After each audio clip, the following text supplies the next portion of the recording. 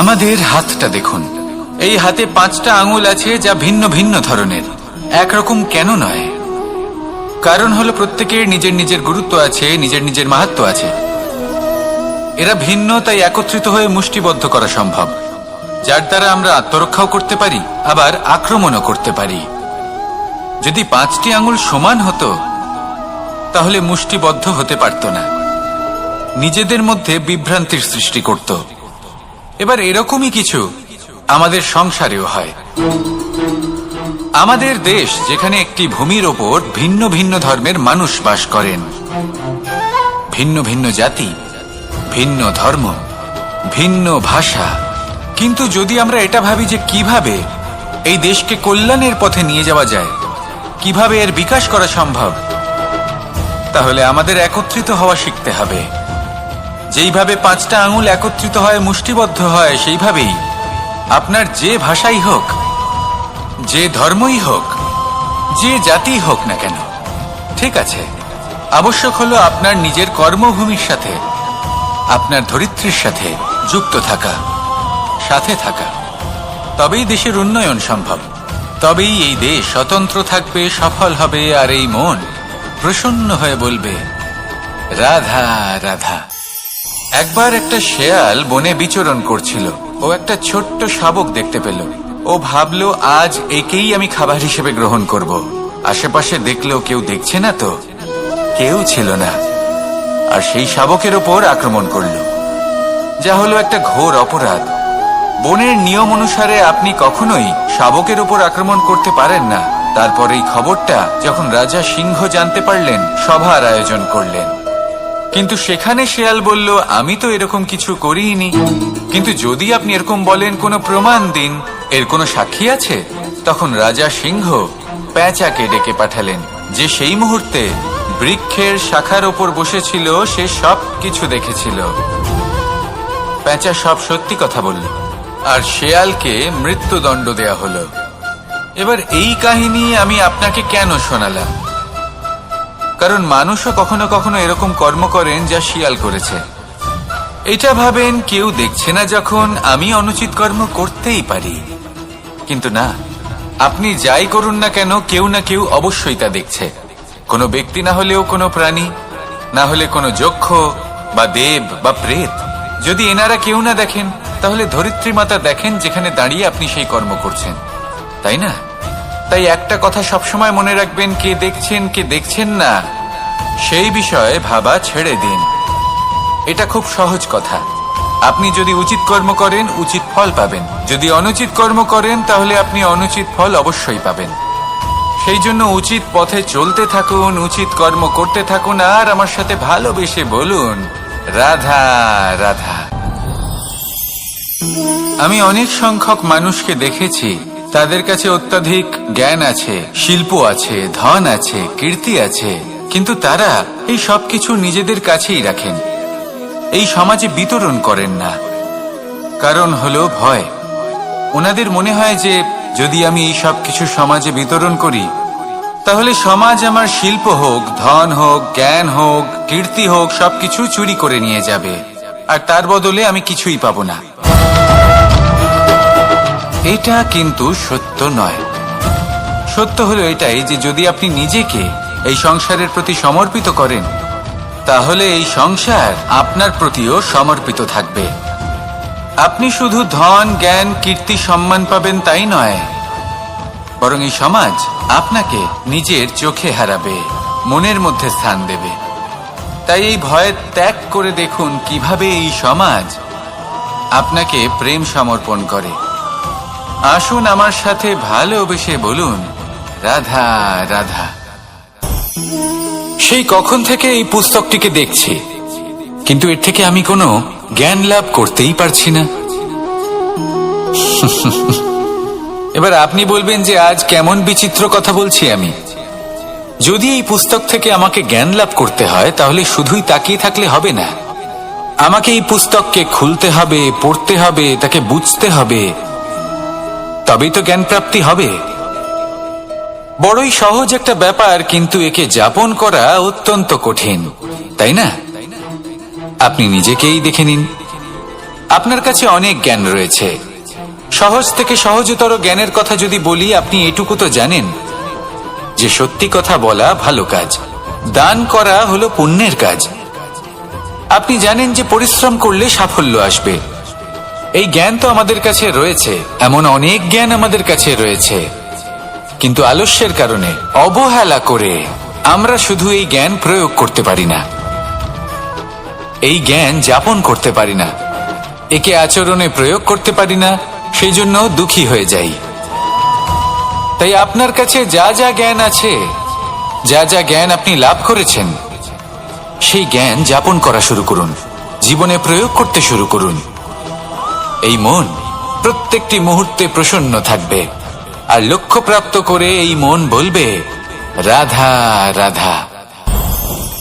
এই ফল কি তা বলার কোনো প্রয়োজন নেই, এই ফল কতটা সুস্বাদু সেটাও বলার কোনো প্রয়োজন নেই। ধরুন এমন কোনো মানুষ আসলেন যিনি জানেন না এটা কোন ফল, তিনি এটা দেখে ভাববেন এ তো কাঁটার একটা গুচ্ছ মনে হচ্ছে, নিয়ে ফেলে দেবেন। সেখানে দ্বিতীয় কোনো ব্যক্তি যিনি বুঝদার, তিনি দেখবেন, ভাববেন যে প্রকৃতি এর গায়ে এত কাঁটা কেন দিয়েছে, অবশ্যই সুরক্ষার জন্য দিয়েছে, অর্থাৎ ভিতরে অবশ্যই অমূল্য কিছু রয়েছে। সেই ধরনের ব্যক্তি এই ফলের অন্তরে প্রবেশ করেন এবং এই ফলের আনন্দ উপভোগ করেন। এরকমই কিছুটা আমাদের সংসারেও আমরা দেখতে পাই। প্রত্যেকদিন আমরা নতুন নতুন মানুষের সাথে পরিচিত হই। এমন কিছু ব্যক্তি থাকেন যাদের সাথে প্রথম আলাপের পর আমাদের এটা মনে হয় যে এই ব্যক্তিকে দেখে একটু রাগী ব্যক্তি মনে হচ্ছে, বড়ই অহংকারী বোধ হচ্ছে, উদ্ধত মনে হচ্ছে। বেশিরভাগ মানুষ প্রথম আলাপের পরে তাদের সাথে দূরত্ব বজায় রাখবেন, কিন্তু যিনি বুঝদার ব্যক্তি তিনি ভাববেন যে এই ব্যক্তি এমন কেন করছেন। হয়তো সুরক্ষার খাতিরে এই ব্যক্তি নিজেকে এরকম করে তুলেছেন যাতে অন্য কোনো ব্যক্তি এসে ওনার সময় নষ্ট না করেন, ওনার আবেগের সাথে ছলনা না করেন, খেলা না করেন। হয়তো অতীতে এমন কোনো ঘটনা ঘটেছে যার জন্য এই ব্যক্তি কিছুটা এরকম হয়ে গেছেন। এমনই একজন ব্যক্তি সেই ব্যক্তির মনের গভীর পর্যন্ত পৌঁছতে পারেন আর সেখান থেকে শুভ গুণগুলিকে বাইরে বের করে আনতে পারেন। এরকমই ব্যক্তি হয়ে উঠুন, এমন বুঝদার ব্যক্তি হয়ে উঠুন যিনি সামনের ব্যক্তির খারাপ গুণগুলিকে অবহেলা করে হৃদয়ের অন্তঃস্থল থেকে শুভ গুণগুলিকে প্রকাশিত করে এবং সেই ব্যক্তিকে দেখাতে পারে। এমন ব্যক্তি হয়ে উঠুন যিনি নিজের জীবনকেও সফল করে তোলেন এবং অন্যের জীবনকেও। আসুন আমার সাথে ভালোবেসে বলুন, রাধা রাধা। মানুষ যখনই একে অপরের সামনে নিজেদের হৃদয়ের ভাবনা প্রকাশ করে তখন এক অত্যন্ত প্রভাবশালী মাধ্যম তারা ব্যবহার করে, যাকে ভাষা বলা হয়। এবার আমি দেখেছি যে একজন মানুষ অনেকগুলো ভাষাতেই নিপুণ। আমি এটাও দেখেছি যে মানুষ অনেকগুলো ভাষায় কথা বলে, কখনো কখনো অনেক ভাষা মিলিত করে তার প্রয়োগ করে, উচিত প্রকারে তাকে ব্যবহার করে না, না সেটাকে সম্মান করে আর না ভাষাকে শুদ্ধ রাখে। আর এটা হলো অনুচিত। যদি ভাষাকে শুদ্ধ রাখেন তাহলে ভাষা আপনার চরিত্রকে শুদ্ধ রাখবে, তা আপনার একাগ্রতা বাড়িয়ে তুলবে। এই প্রত্যেক ধ্বনিকে অনুভব করে যদি আপনি শব্দের উচ্চারণ করেন, ভাষাকে প্রয়োগ করেন, তাহলে আপনিও আনন্দ পাবেন আর যিনি শুনছেন সেই ব্যক্তির কানেও মধুর শব্দ বাজবে। তাই মনে রাখবেন, যে ব্যক্তি ভাষার পবিত্রতাকে সম্মান করে তাকে সংসারও সম্মান করে। ভাষাকে শুদ্ধ এবং পবিত্র রাখুন, তাহলে ভাষা আপনার চরিত্রকেও শুদ্ধ এবং পবিত্র রাখবে। আর এই মন সুপ্রসন্ন হয়ে বলবে, রাধা রাধা। আমি এইভাবে প্রত্যেক দিন নিজের সাথে কিছুটা সময় অতিবাহিত করি, সুচিন্তা করি, কারণ আমি এটা মনে করি যে আমার প্রতিদ্বন্দ্বী অন্য কেউ নয় বরং আমি নিজেই। আর আমি চেষ্টা করি যে আমি যেন নিজেকে নিজের থেকে বেশি শ্রেষ্ঠ করে তুলতে পারি।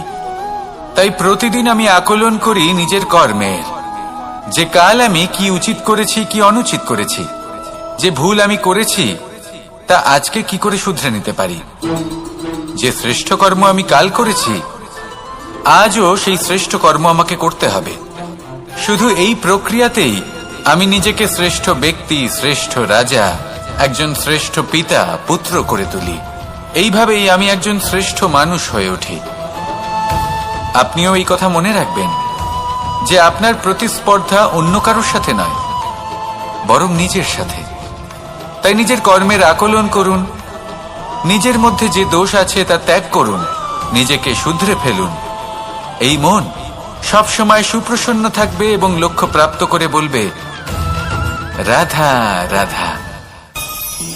কি অমূল্য, কি সুন্দর এই রত্ন।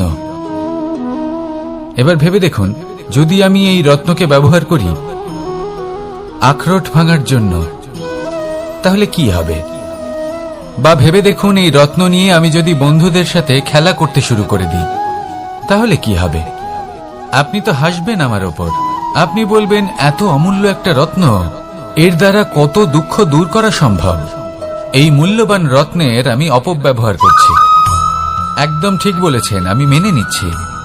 মূল্যবান বস্তুর অপব্যবহার করা অনুচিত, কিন্তু আপনিও তো তাই করছেন, তাই না? ভেবে দেখুন, মানুষ এই সংসারের সর্বশ্রেষ্ঠ প্রাণী, আর মানুষের এই শরীর সব থেকে মূল্যবান রত্ন। এবার এর সাথে আপনি কি করছেন? অপব্যবহার করছেন না, নিজের স্বাস্থ্যের যত্ন নিচ্ছেন না, আপনি অনুচিত পথে চলছেন শুধুমাত্র ধন অর্জন করার জন্য, পাপ কাজ করছেন, কি না করছেন? এটা অপব্যবহার নয়? ভেবে দেখুন, আমরা এই মানব শরীরের সাথে কি করতে পারি। যদি এর আমরা সদ্ব্যবহার করি, তাহলে অনন্ত পুণ্য অর্জন করতে পারি, যার দ্বারা শুধুই নিজেকে নয়, বরং আমাদের আশেপাশের সকলকে সন্তোষ প্রদান করতে পারি। তাই সংকল্প নিন, এটাই যে মানব শরীরের আমি সদ্ব্যবহার করব, পুণ্যের পথে চলব, সকলের মঙ্গলের জন্য, সকলের প্রসন্নতার জন্য। এই কর্ম করুন, এই পথে চলতে থাকুন। এই মন সন্তোষ বোধের সাথে বলবে, রাধা রাধা। সকলে আমাকে জিজ্ঞেস করেন যে, কৃষ্ণ, তুমি সবসময় হাসি মুখে কি করে থাকো? এত প্রসন্ন কি করে থাকো তুমি? এই সমগ্র সংসারে চতুর্দিকে সমস্যা রয়েছে, দুঃখ রয়েছে, তাও হাসি মুখে কি করে থাকো? সত্যি কথাই বটে, এই সংসারে চারিদিকেই দুঃখ রয়েছে, প্রত্যেকের জীবনে সমস্যা রয়েছে। কৃষ্ণের জীবনে একটু বেশি সমস্যা রয়েছে, তাও আমি হাসতে থাকি। কেন? কারণ হলো প্রেম। আমার সমস্ত মনোযোগ কেন্দ্রীভূত থাকে সেই প্রেমের প্রতি যা আমি পেয়ে থাকি। যেমন রাধার প্রেম, দ্বারকার প্রেম, দাদার প্রেম, স্ত্রীর প্রেম, পুত্রের প্রেম, মাতা পিতার প্রেম আদি ইত্যাদি। আমার মনোযোগ এই প্রেমের প্রতি কেন্দ্রীভূত থাকে। আর যখনই আমি এই প্রেমের কথা স্মরণ করি, মুখে দুশ্চিন্তা অথবা দুঃখের আবেগ দেখা অসম্ভব ব্যাপার। শুধু এটাই হলো রহস্য কৃষ্ণের হাসি মুখে থাকার, তার হাসির রহস্য। আপনিও জীবনে এটাই করুন। আপনি জীবনে যে ভালোবাসা পেয়েছেন তার প্রতি মনোনিবেশ করুন। ধন্যবাদ জানান সেই প্রেমকে, ধন্যবাদ জানান সেই সকল ছোট ছোট বস্তুকে যা আপনি জীবনে পেয়েছেন। আমি নিশ্চিত রূপে বলতে পারি যে আপনার সমস্ত জীবন বদলে যাবে। সংকল্প করুন যে আপনি এই জীবনে শুধু প্রেম বিতরণ করবেন। এই মন জীবনের প্রত্যেক মুহূর্তে প্রসন্ন থাকবে আর আনন্দ সহকারে বলবে, রাধা রাধা। এই সংসারে আমি একজন কুশল সারথি হিসেবে প্রসিদ্ধ, কিন্তু এমনটা ঠিক কেন? কারণ আমি প্রত্যেকটা মুহূর্তে রথের নিয়ন্ত্রণ নিজের হাতে পূর্ণরূপে রাখি। যেই না রথ পথভ্রষ্ট হয়ে পড়ে, সেই মুহূর্তে তাকে সঠিক পথে নিয়ে আসি। শুধু সেই জন্য সবাই আমাকে কুশল সারথি বলেন। এবার আপনাকেও আপনার জীবনে কুশল সারথি হয়ে উঠতে হবে। অর্থাৎ আপনাকে রথ চালাতে হবে না, শুধু আবেগের উপর নিয়ন্ত্রণ রাখতে হবে। কখনো কখনো জীবনে এমন কাজ আসে যেখানে মন রসবোধ খুঁজে পায় না।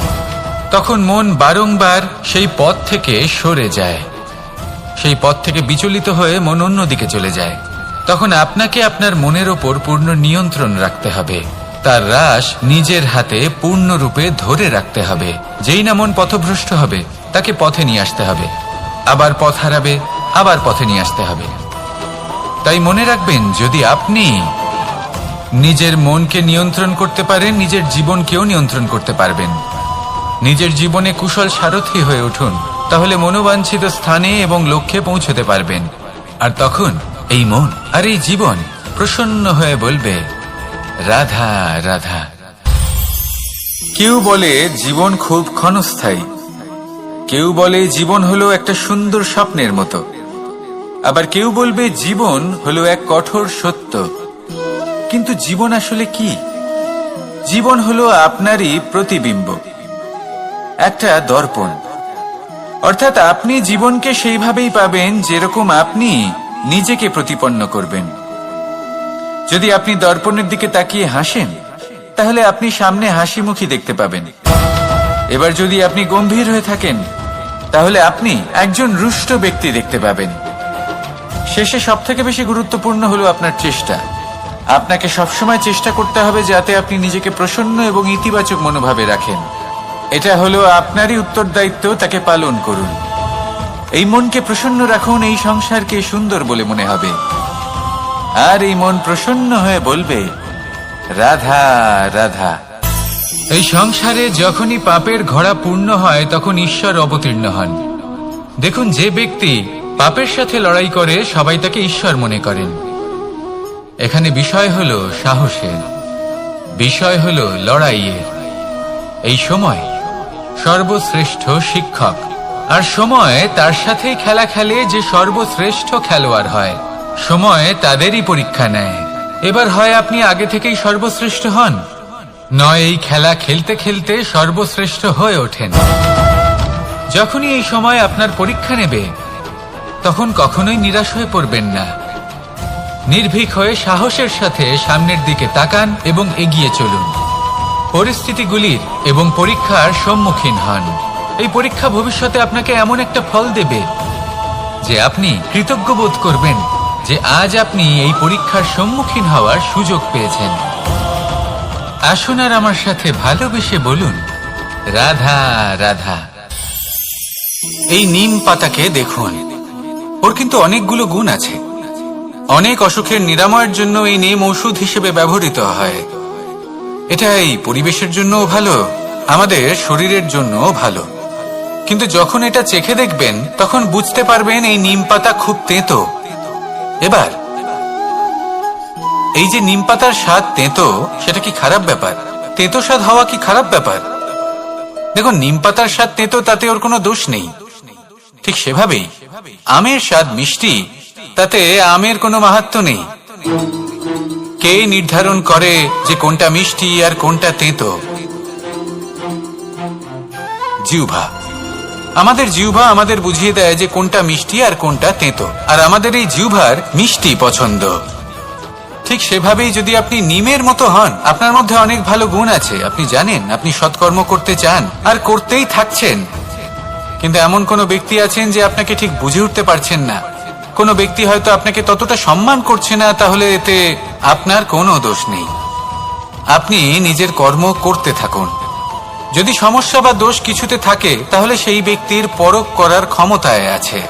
আপনি শুধু নিজেকে বিকাশের পথে নিয়ে যান, সৎকর্ম করুন, আর আমার সাথে ভালোবেসে বলুন, রাধা রাধা। সংসারে সকলের মনে বাসনা থাকে তারা যেন ধন অর্জন করতে পারেন। সবাই তার জন্য চেষ্টাও করেন। একটি অত্যন্ত ছোট শিশুও যখন সে কোনো উপহার পায়, তার থেকে সে অবশিষ্ট ধন সঞ্চয় করতে চেষ্টা করে। কারণ আমরা ভাবি যে সংগ্রহ করলে আমরা ধনী হয়ে উঠতে পারবো, ধনবান হয়ে উঠতে পারবো। এবার এটাই কিন্তু গুণের ক্ষেত্রেও প্রযোজ্য। যদি আপনারা জীবনে গুণবান হতে চান, তবে সংগ্রহ করার কোনো প্রশ্নই নেই। আপনাকে শুধু সম্পত্তি খরচ করতে হবে। আমি ধনের কথা বলছি না, আমি এই সংসারের সব থেকে মূল্যবান সম্পত্তির কথা বলছি। সেটা হলো সময়। গুণবান হওয়ার জন্য আপনাকে শুধু সময় খরচ করতে হবে, অর্থাৎ প্রত্যেক মুহূর্তের সদ্ব্যবহার করতে হবে, আর তাও উচিত প্রকারে।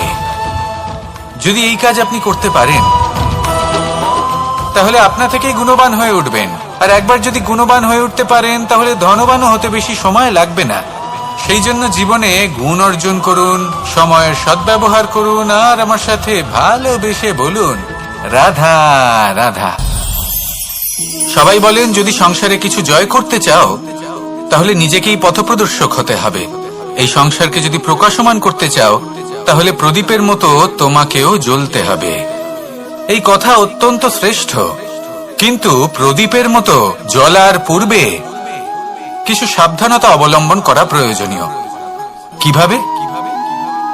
ভেবে দেখুন, চারিদিকে অন্ধকার, আমার প্রকাশের প্রয়োজন। সেই ক্ষেত্রে যদি আমি একটি দীপক প্রজ্বলিত করি তাহলে চারদিক প্রকাশমান হবে, আমার ভালো লাগবে। কিন্তু ধরুন মাথার উপর কড়া রোদ আর তার মাঝে আমি একটি প্রদীপ জ্বালাতে শুরু করলাম, তখন কি হবে? আমি নিজেই বুঝতে পারবো যে আমি মূর্খামি করছি। মাটির প্রদীপ, তেল, প্রচেষ্টা, সময়, এই সব কিছু নষ্ট করছি। সেই জন্য মনে রাখবেন, জীবনে পরিশ্রম করা প্রয়োজনীয়, কিন্তু পরিশ্রম কোথায় করতে হবে, কতটা করতে হবে, সেটা মাথায় রাখা আরো প্রয়োজনীয়। আসুন আমার সাথে ভালোবেসে বলুন, রাধা রাধা। ক্ষমা একটা অত্যন্ত সুন্দর শব্দ, আমার খুব প্রিয় শব্দ, কিন্তু এই ক্ষমা কখন আর কিভাবে প্রয়োগ করতে হবে সেটা বোঝা প্রয়োজনীয়। এক, যদি আপনি কোনো অন্যায় করেন আর ক্ষমা না চান, ক্ষমা প্রার্থনা না করেন, ক্ষমা চাওয়া থেকে এড়িয়ে যান, তাহলে তাতে আপনারই ক্ষতি হবে। কিভাবে? ক্ষমা না চাইলে মনের মধ্যে অহংকার জাগ্রত হয়, আর অহংকার তো প্রকৃত অর্থে আমাদের ক্ষতিই করে। দুই, কেউ যদি অপরাধ করেন, আপনার থেকে ক্ষমা না চান, তাহলে তাকে ক্ষমা করবেন না। ক্ষমা হলো অত্যন্ত অমূল্য, আর না চাইতেই কাউকে ক্ষমা দান করা এটা উচিত নয়। তিন, যদি কেউ আপনার সাথে অনুচিত কিছু করেন, অপরাধ করেন, আর আপনার থেকে ক্ষমা চান, তাহলে তাকে ক্ষমা করে দিন। তাতে আপনার অন্তরের করুণাবোধ জাগ্রত হবে, প্রেম জাগ্রত হবে, আর তা আপনার জন্য শুভ হবে। চার, যদি আপনি নিজে কোনো অপরাধ করেন তাহলে অবশ্যই ক্ষমা চাইবেন, তাতে আপনারই লাভ হবে। কিভাবে? সামনের ব্যক্তি আপনাকে ক্ষমা করুক বা না করুক, আপনার অন্তরের অহংকার ক্ষীণ হবে, আর এই মন আরো নির্মল হয়ে উঠবে। এই ক্ষমা অত্যন্ত অমূল্য, ভেবেচিন্তে একে ব্যবহার করুন, আর আমার সাথে ভালোবেসে বলুন, রাধা রাধা। আমি এখানে একা এই বনে বসে আছি, বাঁশি বাজাচ্ছি। কার জন্য? কে আছেন এখানে? কেউ নেই। আমার প্রজা, আমার রাজ্য, আমার পরিবার আমার থেকে অনেক দূরে আছেন। আমি এখানে একা এই বনে বসে এই আকাশের এই রঙের, গাছের এই সব ফলের, মাটির সুবাসের আনন্দ উপভোগ করছি। কেন? আমি হলাম দ্বারকাধীশ। এমন কি রাজকীয় বা ভৌতিক সুখ রয়েছে যে আমি ওখানে পেতে পারি না? সবকিছুই পেতে পারি, তাও এখানে বনে একা বসে আছি। কোন সুখ খুঁজে চলেছি? একা থাকার সুখ। আমরা প্রত্যেকদিন অনেক মানুষের সাথে, চিন্তাধারার সাথে, কর্মের সাথে, পরিস্থিতির সাথে, সুখ দুঃখের দ্বারা বেষ্টিত থাকি। জীবনের এই চক্রে আমরা জড়িয়ে পড়তে থাকি। যতই আমরা এই সমস্যার সমাধান করি, আমরা ততই এতে জড়িয়ে পড়ি। আমরা এতটাই জড়িয়ে পড়ি যে যখন আমরা আয়নায় নিজেদের দেখি তখন আমরা নিজেদের চিনতেই পারি না। এমন মনে হয় যেন আমরা নিজেদের হারিয়ে ফেলেছি। সেই জন্য প্রত্যেক দিন আপনি কিছু সময় নিজের সাথে কাটান একান্তে। এটা অত্যন্ত আবশ্যক। নিজের অস্তিত্বের গভীরে গিয়ে দেখতে শিখুন, নিজেকে বুঝুন। অদ্ভুত শান্তির অনুভূতি হবে। যেমন এই বায়ু, এই বৃক্ষ, এই পুষ্প, এই নিসর্গ, এদের মতো আপনিও কখনো একলা হতে শিখুন। কখনো নিসর্গের একটা অংশ হয়ে দেখুন। এই মন প্রসন্ন হয়ে বলবে, রাধা রাধা। বাহ, পুষ্পের সুবাস আমার খুব ভালো লাগে। অত্যন্ত সুন্দর হয় এই পুষ্প। এইভাবে চারিদিকে পুষ্প দেখে মন আনন্দিত হয়ে ওঠে। এবার আপনারা ভেবে দেখুন, আমার চারিদিকে পুষ্প নয়, আগুন আছে। তাহলে কি হবে? আমার শরীর কি জ্বলে যাবে না? অবশ্যই জ্বলবে। শরীরকে কি আগুনের তাপ সহ্য করতে হবে না? অবশ্যই সহ্য করতে হবে। এটাই হলো প্রকৃতির নিয়ম। এই নিয়ম কিন্তু আমরা সবাই জানি, কিন্তু আমাদের মধ্যে বেশিরভাগ মানুষ এই বিভ্রান্তি নিয়ে বাঁচি যে এই যে প্রকৃতির নিয়ম, তা আমার ওপর প্রযোজ্য নয়। তা কিন্তু নয়। আমাদের চতুর্দিকে এই যে নিসর্গ রয়েছে, আমরা তার কতটা ক্ষতি করি সেটা একবার ভেবে দেখুন। আমরা বনাঞ্চল জ্বালিয়ে দিই, বায়ু দূষিত করি, জল দূষিত করি, প্রাণীদের হত্যা আমরা করি। কেন? এই নিসর্গ আমরা নষ্ট করি, যদিও আমরা জানি যে আমরাও হলাম এই নিসর্গেরই অংশ। এবার দেখুন, শরীরের কোনো অংশে যদি আগুন ধরান, আস্তে আস্তে সমস্ত শরীরও জ্বলে যাবে। সেইভাবেই নিসর্গ যদি নষ্ট হয়ে যায়, তাহলে মনুষ্য জাতিও নষ্ট হয়ে যাবে। তাই এই যে নিসর্গ আপনি দেখছেন, এই পুষ্প, এই বৃক্ষ, বায়ু, জল, এদের সকলকে রক্ষা করুন, নষ্ট নয়।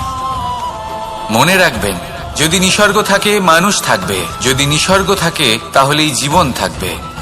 আসুন আমার সাথে ভালোবেসে বলুন, রাধা রাধা।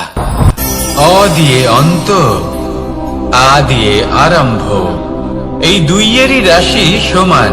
যদি আপনি মন দিয়ে দেখেন তবে দেখবেন এদের সম্পর্ক খুবই নিবিড়। কিভাবে? যখন কোনো কিছু শুরু হয়, এটা নিশ্চিত হয়ে যায় যে তা সমাপ্তও হবে। আরম্ভই যদি না হয়, তা সমাপ্তও হবে না। যা আরম্ভ হয়েছে তার সমাপ্তি হলো অবশ্যম্ভাবী। এটাই হলো প্রকৃতির নিয়ম, একে এড়ানো যায় না। এবার এই কথা আমরা সকলে জানি। এবার মানুষ কি ভাবে যে সমাপ্তির পরে কি হতে পারে, এর উত্তর তাদের কাছে নেই। তাদের উচিত অন্য কোনো বিষয় ভাবা যা বেশি গুরুত্বপূর্ণ। এবার মানুষ এটা জানে না যে মৃত্যুর পরে কি হতে পারে, কিন্তু এই কথা অবশ্যই জানে যে জন্ম থেকে মৃত্যু পর্যন্ত এই সময়, যাকে আমরা জীবন বলে থাকি, এই সময় আমরা কর্ম করতে পারি। এই কথা তো আমরা জানি। তাহলে এমন কি কর্ম করা যেতে পারে যা আমাদের সমাপ্তির পরও আমাদের প্রাসঙ্গিক করে রাখতে পারে, এই বিষয়ে ভাবা উচিত। যে জন্মগ্রহণ করেছে তার মৃত্যু হবেই, এটা সাধারণ বিষয়।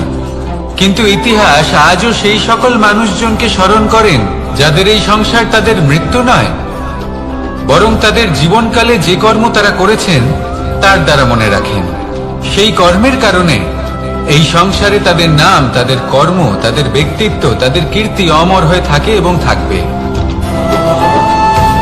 আপনার কাছে এতটা সময় নেই যতটা আপনার মনে হচ্ছে আপনার কাছে আছে।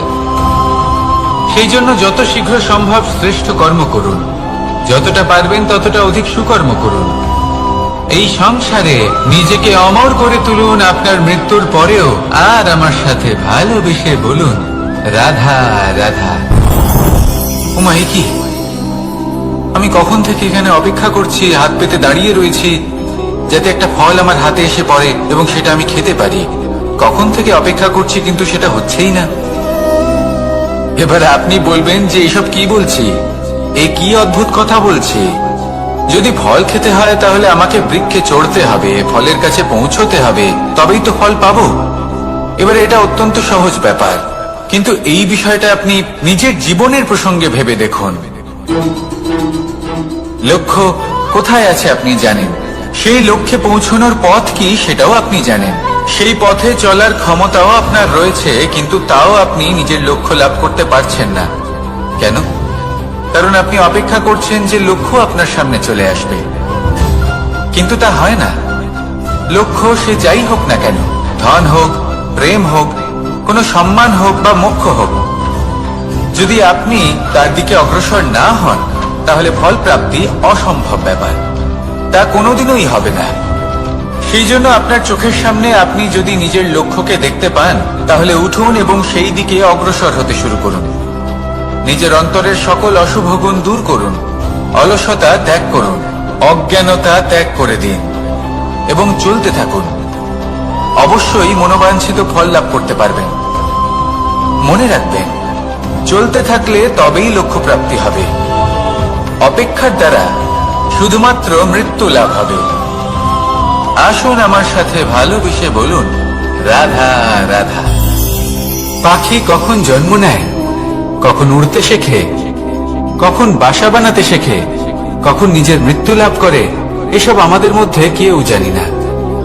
কিন্তু পাখি একটা কথা খুব ভালো করে জানে, যে এই সংসারে যা কিছুই করুক না কেন, এই সংসারে ওকে নিয়ে কিচ্ছু যায় আসে না। এবার আমরা কি করি?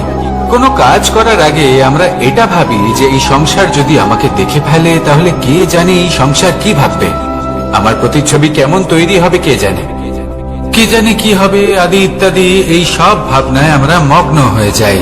কিছুটা এমন ভাবে মগ্ন হই যে বর্তমানের কর্মের এই জীবনের যাত্রাপথে সেই সময়ের আনন্দ উপভোগ করতে ভুলে যাই। এবার দেখুন একটা পাখি কি করে, ওর কর্ম হলো গান গেয়ে চলা। ওই পাখি গেয়ে চলে, কেউ ওর গান শুনুক বা না শুনুক, কেউ আদৌ শুনছে কিনা সেই বিষয়টা নিয়ে সেই পাখির কিছুই যায় আসে না। সেই পাখি নিজের কর্ম করতে থাকে। হয়তো সেই জন্যই আপনি কখনো কোনো পাখিকে কাঁদতে দেখবেন না। এরকমই আপনাকে নিজেকে গড়ে তুলতে হবে। প্রথমে নিজেকে জিজ্ঞেস করুন, এই যে কর্ম আমি করতে চলেছি সেটা কি উচিত? যদি আপনার মনে হয় সেটা উচিত, তাহলে সেটা প্রমাণ করুন। এটা ভাববেন না যে এই সংসার কি ভাববে। আসুন আর আমার সাথে ভালোবেসে বলুন, রাধা। বনের মধ্যে যদি আপনি কোনো বিষাক্ত সাপ দেখেন, তাহলে কি করবেন? আপনি তখনই তার থেকে দূরে পালাতে চেষ্টা করবেন। আর এটা কেন করবেন? নিজের রক্ষার্থে। এই কথা আমি নয় মেনে নিলাম, কিন্তু নিজের জীবনে এটা করেন না কেন? আপনি যেখানেই যান, যে স্থানেই যান না কেন, প্রত্যেক সময় প্রত্যেক মুহূর্তে এমন বিষাক্ত সাপ আপনি অবশ্যই খুঁজে পাবেন। আর সেই সাপ নয় যাদের আপনি বনে খুঁজে পাবেন, এরা হলো সেই সাপ যা আপনাকে পাপ করতে বাধ্য করবে। আপনার অন্তরের বাসনা, ক্রোধ, অহংকার, লোভ, ঈর্ষা এদের বৃদ্ধি ঘটাবে। দেখুন, বনের এই সাপ আপনাকে একবার ছেড়ে দিতেও পারে, ছোবল নাও মারতে পারে, কিন্তু এই যে পাপরূপী সাপ আছে তা অবশ্যই ছোবল মারবে। কর্ম যদি করেন তাহলে অবশ্যই ফল পাবেন। সেই জন্য যখনই কোথাও যাবেন, যদি এমন কাউকে দেখেন, যদি এমন কিছু দেখেন যে আপনাকে পাপ করতে বাধ্য করছে, তাহলে সেই মুহূর্তে সেখান থেকে পালিয়ে যান। যেমন বনের সাপ দেখে আপনি পালাতে থাকেন। সৎকর্মের রক্ষা অত্যন্ত আবশ্যক। আসুন আর আমার সাথে ভালোবেসে বলুন, রাধা রাধা। যদি কোনো সিংহ বানরের মতো গাছে চড়তে চেষ্টা করে, তাহলে কি হবে? একটা মাছ যদি মাটিতে হাঁটতে চেষ্টা করে, তাহলে কি হবে? তারা বিফলই হবে। কিন্তু এরকম কেন হয়? তার কারণ হলো প্রকৃতির রচনা কিছুটা এরকম। এখানে প্রত্যেকটি ব্যক্তিকে, প্রত্যেকটি প্রাণীকে আলাদা আলাদা গুণের অধিকারী করা হয়েছে এবং সকলকে একটা সীমাও প্রদান করা হয়েছে। এবার এই যে বৃক্ষ, পশু, পাখি, এদের মধ্যে সেই ক্ষমতাই নেই যে এরা নিজেদের যাচাই করতে পারবে, নিজেদের সীমাগুলো বুঝতে পারবে, নিজেদের সদ্গুণগুলো চিনতে পারবে। এরা সেটা করতে পারবে না। কিন্তু মানুষ তো আলাদা। মানুষের কাছে সেই বিশেষ শক্তি আছে যে তারা পূর্ণরূপে নিজেদের যাচাই করতে পারবে, নিজেকে পূর্ণরূপে বুঝতে পারবে, নিজের দোষ, নিজের অপগুণ, নিজের সদ্গুণ, নিজেদের সীমাগুলো তারা বুঝতে পারবে। আর এটা অত্যন্ত গুরুত্বপূর্ণ। কথায় আছে যে যদি সাফল্য লাভ করতে হয়, তাহলে নিজেকে যাচাই করে নিতে হবে। তাই নিজেকে যাচাই করুন, নিজের সাথে পরিচিত হয়ে যান এবং জীবনে কর্ম করতে থাকুন। সাফল্যের শিখরে অবশ্যই পৌঁছে যাবেন। আর ওখানে যদি যান, তাহলে এই মন প্রসন্ন হয়ে অবশ্যই বলবে, রাধা রাধা। অন্ধকারাচ্ছন্ন রাত্রি যদি এসে থাকে, তাহলে আলোকিত প্রকাশ নিয়ে সূর্যও অবশ্যই আসে। রোগ যদি এসে থাকে, তাহলে তার ওষুধও অবশ্যই আসে। সমস্যা যদি আসে, তাহলে সেই সমস্যার সমাধানও নিজে থেকেই আমাদের কাছে চলেই আসে। এই সংসার, এই জীবনের শুধুমাত্র একটাই নিয়ম আছে, আর তা হলো এটাই, এই সংসার হলো একটা চক্রের মতো। এতে শাশ্বত বলে কিছু নেই, নিত্য বলে কিছু নেই। আর যা কিছুই রয়েছে সব বদলাতে চলেছে।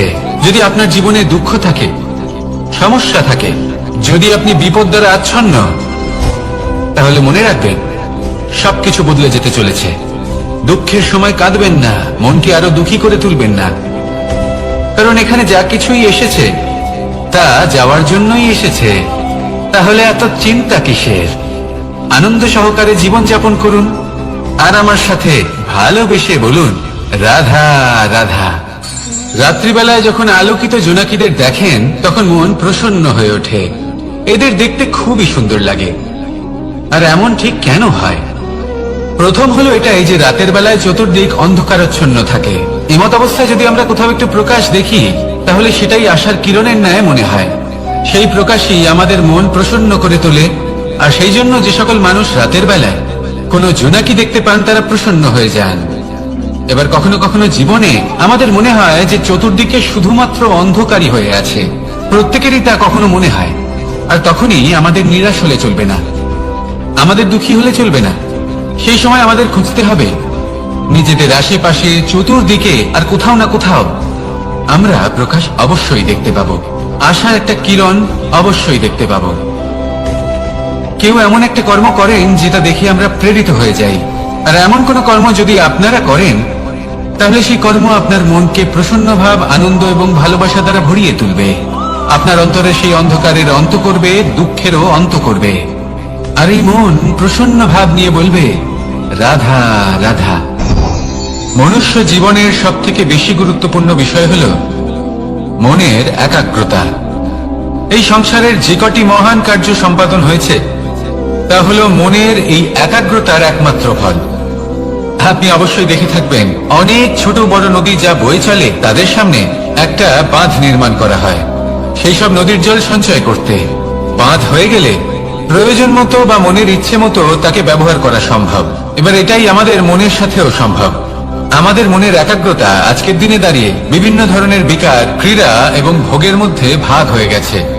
একে একত্রিত করতে হবে, একটা বাঁধ নির্মাণ করতে হবে, কর্মের বাঁধ।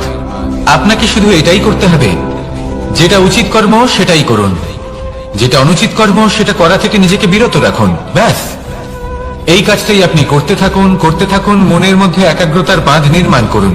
আর একবার যদি তা নির্মাণ হয়ে যায়, তাহলে যখন চাইবেন, যেখানে চাইবেন, যতটা চাইবেন একাগ্রতা প্রয়োগ করতে পারবেন। আর একবার যদি আপনি এটা শিখে যান, তাহলে এই সংসারকে বদলে ফেলার মতো কাজ আপনি করতে পারবেন, সমাজকে শুধরাবার মতো কাজ করতে পারবেন। তাহলে এই মনকে একাগ্র করুন আর আমার সাথে ভালোবেসে বলুন রাধা রাধা।